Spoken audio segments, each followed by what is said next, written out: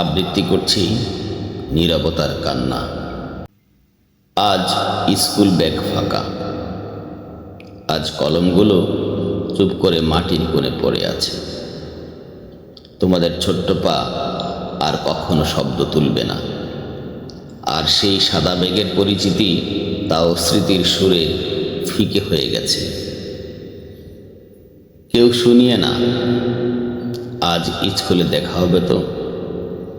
কেউ হাসবে না, শ্রেণীতে বসো, আর বন্ধুরা বলবে না, শোনো আমি তোমার পাশে আছি।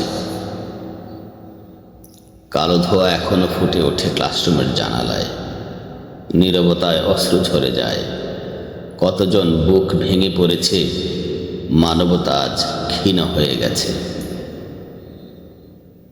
তবুও বলি, আমরা কান্না করব, নীরবতায় হৃদয়ে গেঁথে থাকবে শহরময় সেই কান্না।